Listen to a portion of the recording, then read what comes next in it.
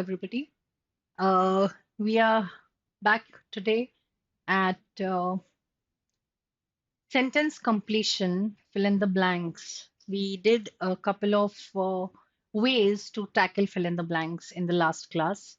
And this time, what we are going to do is going to be a few examples related to sentence completion. So I'm Muskan Mulchandani, and welcome to Creative Edge. Let's quickly go through a couple of examples and see if we have understood what we covered in the last class. Okay.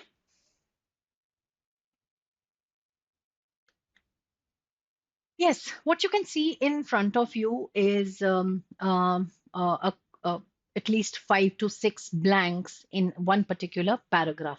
Now, this type of a question is known as a cloze test, and most of the competitive exams that you all are going to appear in are going to might have this kind of a fill in the blank. All right. So what is there in this is that we understand the context and what word fits best. Okay. Life is full of dash types of experiences. Now, the options given there are allied, amplified, varied, and systematic. Allied would be something that goes in sync. Amplified would be multiplied. Okay. Varied would be various types of.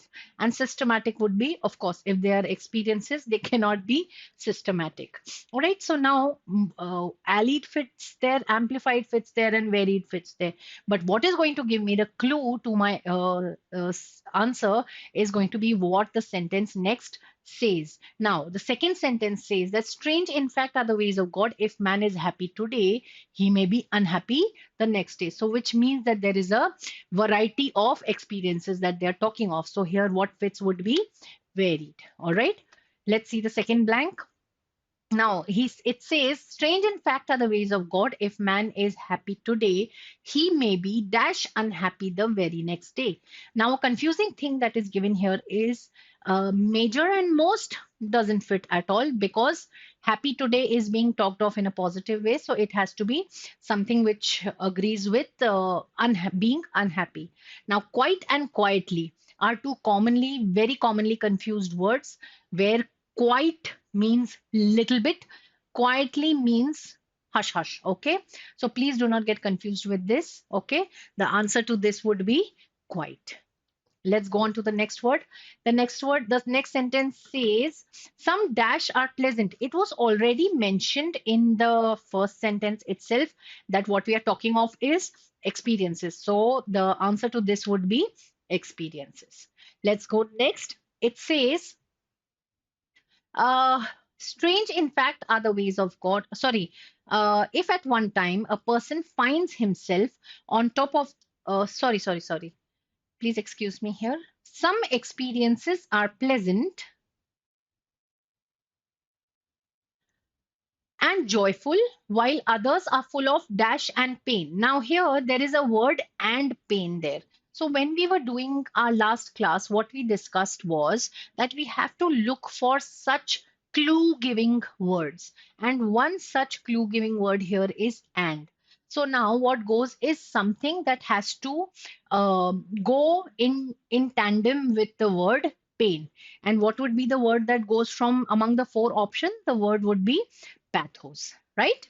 Let's go on to the next one. If at one time a person finds himself on top of the world at the other time, the answer would be other, because when we are talking of one time, there has to be a comparison with other, not two or second or something like that. Okay.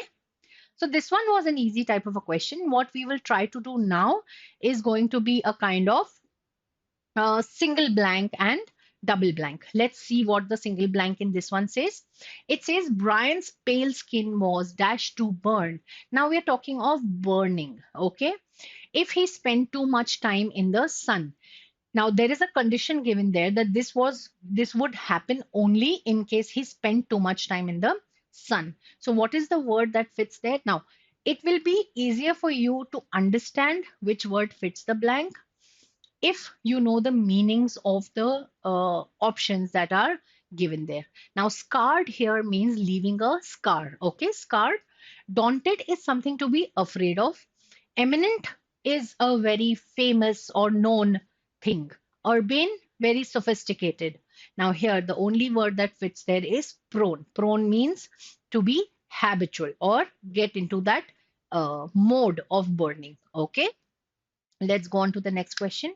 Yes, the minister tried to contact her dash brother, with whom she wasn't in contact for the last 5 years, to help her get out of the problem. Now, here, please understand it. The rest of the sentence is also a clue giving sentence. Okay. Now, let us see by fitting each word of the blank what the rest of the sentence should sound like. Okay. Let's say let's take the first instance where we are talking of beloved. The minister tried to contact her beloved brother. Had it been her beloved brother, the rest of the sentence would have left read like, with whom she or in whom with whom she was so much in love with that she could not think of her life without him, right? That is how beloved would have been explained in the latter half. Or maybe forgiven. Sorry, please excuse me for this one. Yes, the minister tried to contact her forgiven brother, if with whom she had committed a lot of crimes, and she now forgave for his sins, or something like that. So when they are trying to say wasn't in contact with for the last 5 years, we have to look for a word that fits best, which says not in contact. All right, and the only word that fits there is the word estranged. All right, so your answer has to be estranged. Let's go on to the next one. The next one says, I have always admired Seymour's dash. Now, your semicolon over there is describing how his attitude was in detail. Say, for example, it says, I like your habit of truthfulness. You always speak the truth. Or I like your habit of any particular word. Uh, your way of keeping your enigma. So how do I describe that word? You're always mysterious at times. So what do? I describe how she is an or he is an enigma by speaking of that thing in a detailed manner. The similar kind of thing is being done in this sentence. Now, when we are talking of propriety, propriety means something when you stake a claim. The next one is confluence. Confluence is when there is a coming down and meeting of something. Like, say, for example, there was a confluence of rivers at a point, and that point was known as the Triveni or the Sangam. Okay. The next one is aplomb. Aplomb means in a very reckless, free way, like you are very carefree about a particular thing. The next one is compunction. Compunction is when you are ridden by guilt over a particular thing. Like, say, for example, you arrived late, and now because of that, something has happened. So, at the back of your mind, you always have the thought that, oh my God, I came late, and this is why this thing happened. Okay. Nostalgia, of course, reminiscing the past. So, what goes best in this case is the word aplomb. Let's see the next one. While the technology, okay, now here we are at the double blank questions. Now remember, just like we are able to do single blank questions with the help of the sentences, we have double the benefit in the double blank questions. The reason being, one, we have the clues given in the rest of the sentence. Second, we can shortlist the options based on either of the blanks. Okay, let's see how we are doing this one. While the technology and state of knowledge in medicine allows the gadgets to dash data. Now, what goes with data are the words analyze, figure out, estimate, evaluate, describe. The only two things that will go with data is analyze and evaluate. So now, based on the first blank itself, you have shortlisted your answer to these two options. Now, let's read forward and give recommendation. It will be a while before we are ready two dash doctors for a serious illness. Now, when you read the word two over there, it means that there has to be a verb in the second blank in its first form. When you see the word credence, credence is a noun and it is not a verb in its first form, you immediately pick the word trust. So the answer to your blank is the first one. Okay, easy, right? So it makes your work a little easier when there are two blanks and when there is an entire statement given with it. Let's quickly go to the next question.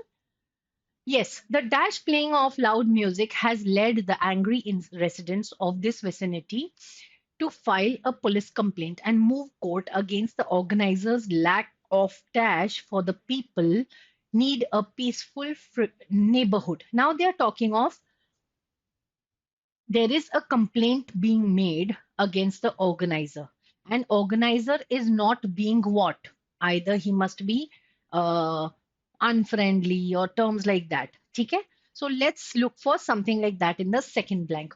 Consideration is something that fits there. Thought, lack of thought for the people, cannot go there. Lack of hope, no, there is nothing being hopeful or anything. Friendliness, yes, can fit. Interpretation, there is no interpretation needed because they're talking of loud music over there. So the only two words that can fit there based on a second blank would be consideration and friendliness.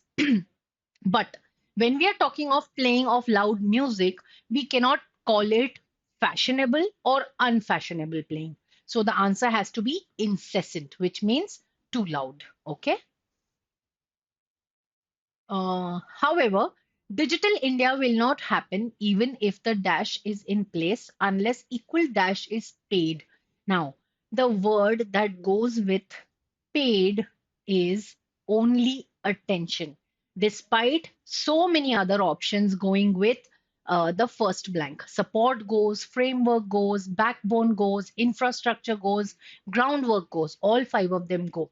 But what is paid? Attention goes with paid. You cannot have scrutiny paid, you cannot have thought paid, you cannot have thinking paid, or you cannot have indifference paid. Okay, so what fits in the second blank is the only word attention, and hence the word infrastructure goes best with it.